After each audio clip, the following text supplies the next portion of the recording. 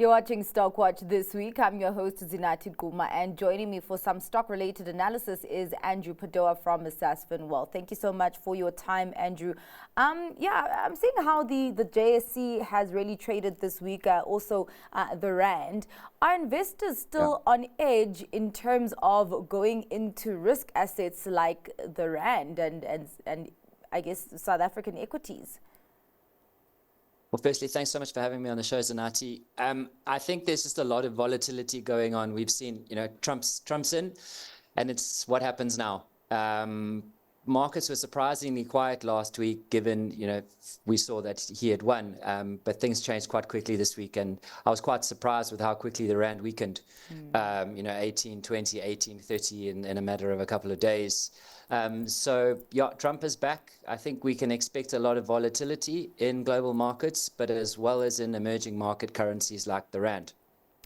And actually, Powell made a speech yesterday in Dallas, and I don't know, did he say things that markets maybe had not anticipated? So what Powell effectively said is they're going to follow the data, and there's no mad hurry to bring down rates. They've already brought it down 50 basis points and then another 25. I think probably the risk in Powell's head is now Trump is back, and Trump and his tariffs are likely to be a little bit inflationary. So if we go back to 2022, Powell and his team made a massive mistake. They didn't cut rates early. They waited very long. They said inflation is high, we acknowledge it, but it's temporary, it'll come down, don't panic. I remember that word transitory was flying around. Yes, and then in January 2022, the message changed, and they were kind of like, everyone panic, we need to raise interest rates the fastest in modern history. So they're trying to tame the inflation beast. You want inflation to stay under control, and so I think Jerome Powell has a legacy to leave behind, and I don't think he wants to let inflation out of the cave twice. I think he's going to take his time to bring rates down, and we'll see how things play out the next couple of months. And do you really think this is just a signal of Powell saying, you know what, we haven't broken anything by raising interest rates by this much? Yeah, I think he just wants to be on the cautious side. Rather be cautious than aggressive and cut rates too quickly, and then inflation comes back. I know Powell and Trump are not on the same page. They do not see eye to eye. But I think I think Powell made it pretty clear that Trump can't fire him. His term expires in Feb of 2026, so he's there until then. All right. A company that might not be on the JSE for much longer is Barloworld. Let's actually talk about that, because that was one of the leading gainers today on the JSE, up by about 7%.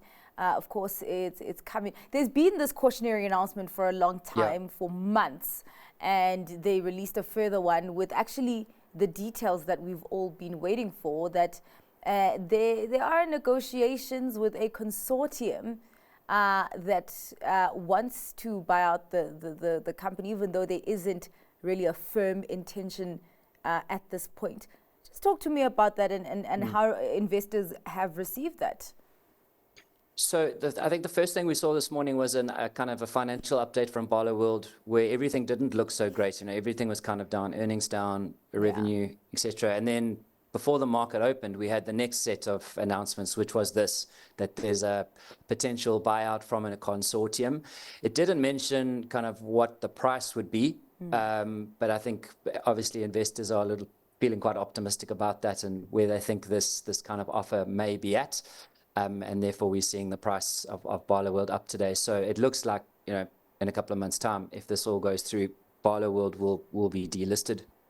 I mean, just considering the fact that you mentioned the annual trading statement that they released and things didn't look so good, do you think also then that would signal that this would be the right time for a buyout for Barloworld, particularly considering the fact that companies and consortiums are always looking for maybe a bit of a bargain here? Yeah, absolutely. I think lower prices in the equity markets, opportunity for some guys to come in and buy a stock out. I think one shift we've seen definitely over the last 10 years is private markets taking a bigger slice of the pie as opposed to public markets. We're seeing a lot of companies delisting, and a lot of new companies not needing to list on exchanges around the world to make it work. You know, you've got massive sovereign wealth funds in the Middle East that can, you know, throw billions of dollars at a company. So that these companies don't need to be listed. So I think private markets are here to stay, and it'll continue to be a bigger and part of financial markets as a whole. That's going to be a very, very interesting one to watch. Also, noting that the comments that were made in that further cautionary announcement that one of the parties in the consortium is owned by the CEO. So really making it clear that there's going to be very little, or rather a mitigation of conflicts of interest there. Let's get on to some of the questions that have come through, Andrew. There's a question on Aspen. What am I missing here? It seems fairly valued, strongly positioned in the local pharma industry. A decent set of results recently reported. Analysts are recommending buys and strong buys, and yet the share price is down 25% in the last 3 months. Is there some inside scoop that I'm not getting here? It's been quite interesting because, I mean, they've also just been announcing a number of partnerships and all of that, really seeming that they try to position the company for growth in the future. Is there something that the markets just aren't catching here with Aspen? So what Aspen's done is they've pivoted recently into more of a sterile manufacturing kind of play instead of your typical drug company. You know, they can work with the likes of a Novo Nordisk and an Eli Lilly overseas and do something that maybe Novo Nordisk and Eli Lilly don't want to do. It's a small kind of section for those businesses, but it could be huge for Aspen. So that's kind of the angle that they're working now, and that obviously that GLP-1 space, which is the obesity drugs that those two companies I mentioned have, it's a very big opportunity for them.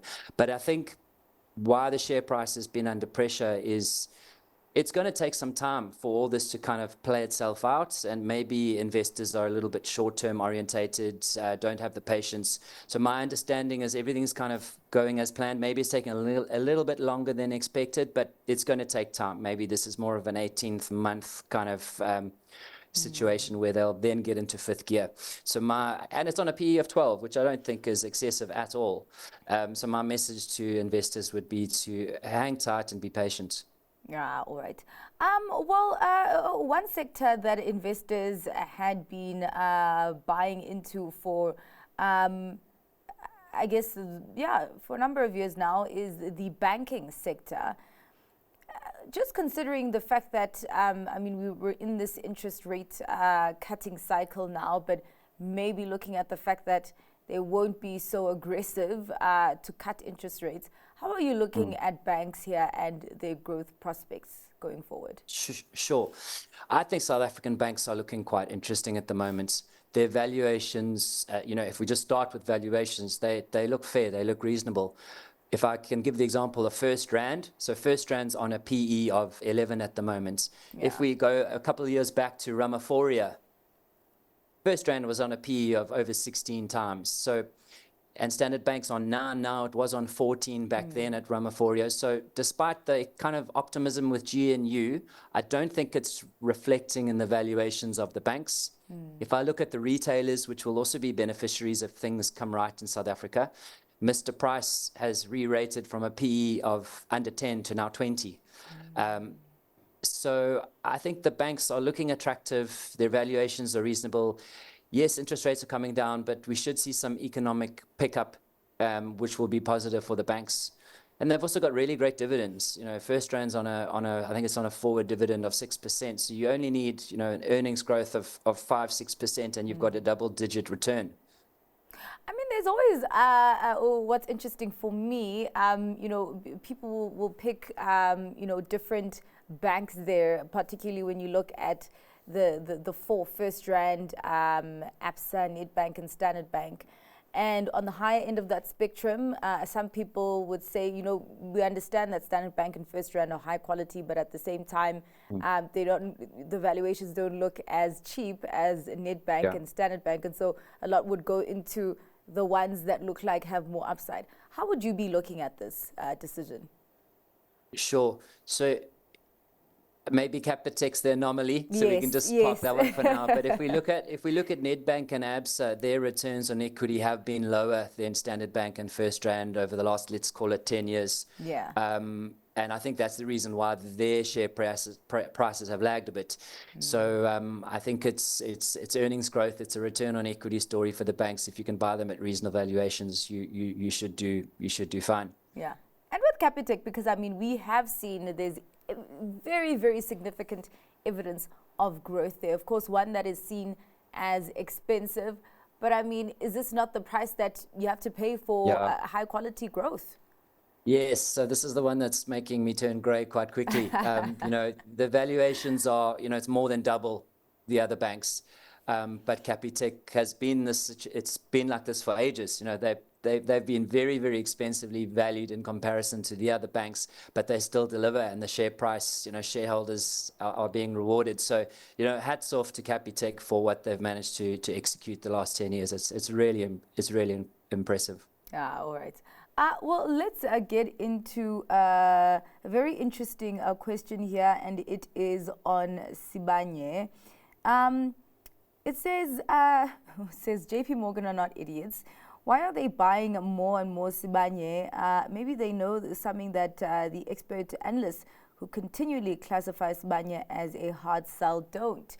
And that's the thing, because I mean, when you look at the PGM players, Sibanye is usually the one that, you know, some people stay away from, particularly because of the operational challenges and also the fact that they maybe have a weaker balance sheet than the other PGM miners. But looking at the fact that JP Morgan is still piling on it, it's just a case of this is just too cheap to let go of, or maybe just that they have I don't know, quite an upbeat view on the prospects of the PGM sector in the long term. So I think commodities in general are a very tricky business. I've seen a lot of people lose a lot of money by incorrectly timing commodities. Yeah. You can make a lot of money if you time commodities right, and you can outperform the JSE by a long way if you get your timing right with commodities. But you can lose a lot if you get it wrong. So for me, you know, maybe JP Morgan are just far smarter than me, but for me, Sibanye falls into that too hard pile. Maybe it's a short-term punt. I don't know what they're kind of, if they're taking a 5-year view or a 3-month view, that they won't disclose that when they give you the information. But for me and my clients, I'm staying out. I think investing is about, you know, finding the easiest possible way to make money. It's like running the hurdles race in school. I was terrible at hurdles, but you know, it's about, you want to jump over 30-centimeter hurdles instead of 1-meter hurdles. And for me, Sibanye is probably, you know, the equivalent of a 1-meter hurdle. Yeah. I mean, would you be looking at that PGM sector? And it's very interesting also to see, you know, institutions like Coronation, where they were dumping all their PGMs, but now having had a U-turn in terms of investing in that. I mean, is this one that's on your radar, or you're just like, you know what, it's just too volatile, let me just let it go? So for me, I would stay at very low weighting. Billiton remains my first pick in that commodity space. They are really well run, diversified, low cost producer. Second would probably be Anglo's, sorry, not Anglo's, Glencore at a lower weighting. And then maybe a bit of Anglo Gold just to have a bit of a hedge with a different type of metal. So at least they will do different things in different conditions. But even then, the weighting with those three for me would be, you know, 10%, 12% tops in total, all three together. I want to keep my weighting low in commodities. You've still got the challenges in China, and I don't know how quickly that will turn around. And that's what you really need for commodities start booming. All right. Actually, one of the companies that a lot of people like to ask on Stockwatch is on Sasol. And actually, I think early on this week it was at 95 Rand. Now it's at 94 Rand. There's a little bit of an uptick today, but of course not enough to make up for the losses that we have seen. Just on Sasol, I mean, are you looking at it and asking yourself, how low can it go?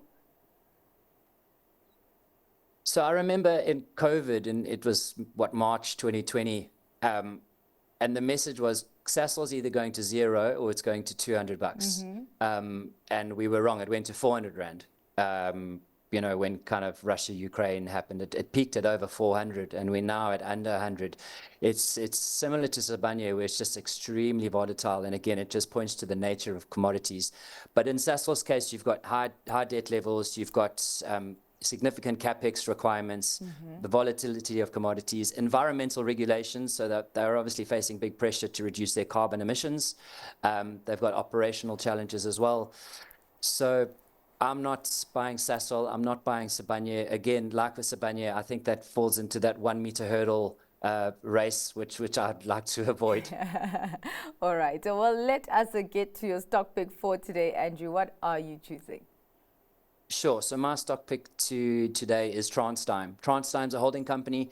They acquire businesses that sell various aircraft components, such as, you know, pumps and valves, water faucets and systems, batteries and chargers, ignition systems, cockpit security systems.